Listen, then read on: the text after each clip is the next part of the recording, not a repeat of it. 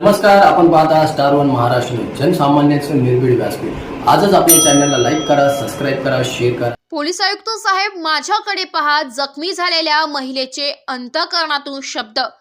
नाशिक शहरासह जिल्ह्यामध्ये येणाऱ्या मकर संक्रांतीच्या पार्श्वभूमीवरती पतंग उडविणाऱ्यांची मोठी वर्दळ आहे। मकर संक्रांतीच्या पार्श्वभूमीवर नाशिक शहरासह जिल्ह्यामध्ये मोठ्या प्रमाणात पतंग उडविले जातात। मात्र पतंग उडविण्यासाठी नायलॉन मांजा हाच पाहिजे असं काही नाही। पतंग उडविण्यासाठी आपला साधा दोरा असला तरी चालतो।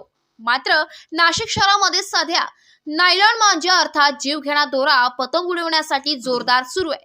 तेवढ्याच जोरात नाशिकचे पोलीस आयुक्त संदीप कर्णिक यांनी नायलॉन मांजा अर्थात जीवघेणा मांजा विक्रेत्यांवरती कडक निर्बंध लावून शहरामध्ये अनेक मांजा विक्रेत्यांवरती नाशिक शहर पोलिसांनी मोठ्या प्रमाणात कारवाई केली आहे। मात्र अजूनही नाशिक शहरामध्ये मोठ्या प्रमाणात मांजा विकला जात आहे। त्याचाच परिणाम आज एका महिलेवरती झालाय। नाशिक शहरातील गोदावरी नदी कन्नमवार पुलावरून पती पत्नी जात असताना दुचाकी चालवणाऱ्या पतीला नायलॉन मांजा दिसला आणि त्यांनी कसाबसा पत्नीला सांगण्याचा प्रयत्न केला, परंतु सांगण्याच्या आधीच नायलॉन मांजा पत्नीच्या नाका डोळ्याला कानाला लागला आणि पत्नीला मोठ्या प्रमाणात दुखापत झाली। दुखापत होताच मला वाचवा अशी आरोळी जखमी झालेल्या महिलेकडून आली।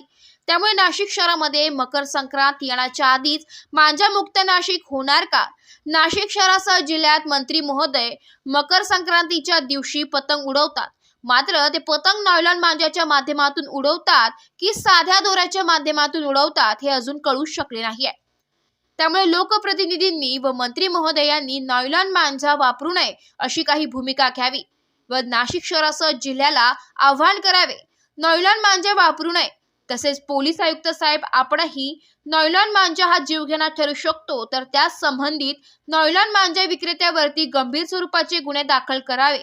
तसेच जीवघेण्याचा प्रयत्न केला अशा स्वरूपाचे गुन्हे आपण जर दाखल केले तर नाशिक शहरामध्ये निश्चित जीवघेणा मांजा अर्थात नायलॉन मांजा नाशिक मुक्त होऊ शकतो, अशी चर्चा सध्या नाशिक शहरामध्ये सुरू आहे।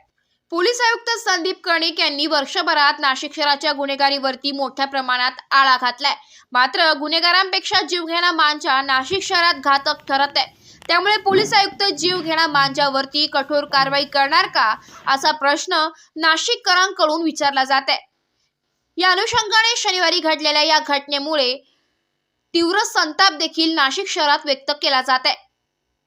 स्टार वन महाराष्ट्र न्यूज साठी प्रतिनिधी इरफान पठाण, नाशिक।